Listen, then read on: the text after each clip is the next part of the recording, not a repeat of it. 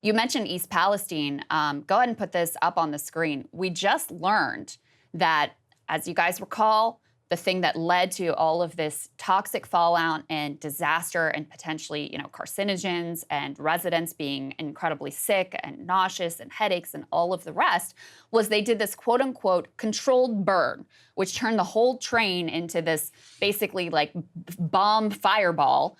That the citizens of that town in Ohio and really the whole region are still reckoning with the fallout from and have never been able to get straight answers about exactly what risks there are to their health today and into the future.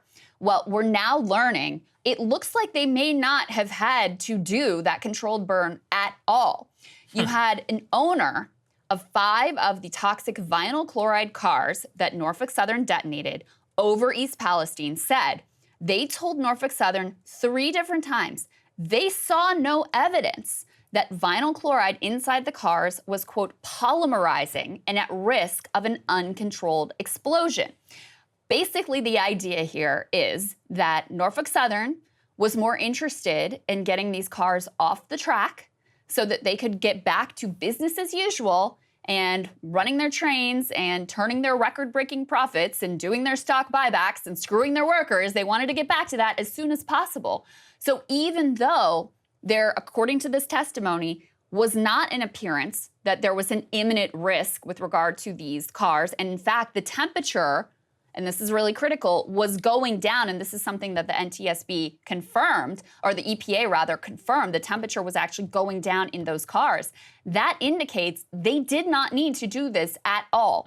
They could have waited, and it still would have been, required cleanup, et cetera, but it would not have been nearly the risk to the local residents that this quote-unquote controlled burn, which released all of this into the atmosphere and into the ground and into the water, that ended up being. Yeah, that controlled burn was what spread the contaminants really all over the place and was also highlighted by the residents. Obviously, we had like a genuine, almost mushroom cloud-like situation that developed over the area. It asked a lot of questions about air quality. That's what a lot of people said. It was after that controlled burn that they saw their pets and others suffering. So that's why I just think it's very important that we never take our eye off the situation. And that, if that's true, basically what he's testified to there before the panel, well, I mean, then somebody needs to pay for that. Somebody needs to actually do a real analysis as pre and post as to what the damage specifically from this incident are, and then actually find this company, get to the bottom of it as a public. It was one of those that flared up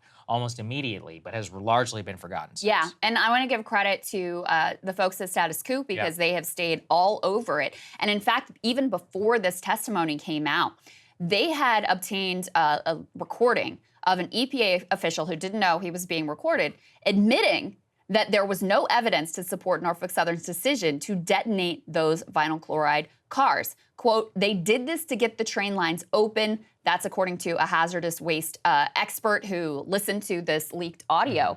But basically, this is what residents have suspected all along, that the controlled burn wasn't because it was the best way to deal with these hazardous chemicals, wasn't because they were concerned about their health and well-being. It was because Norfolk Southern wanted to get back to making money as quickly as possible.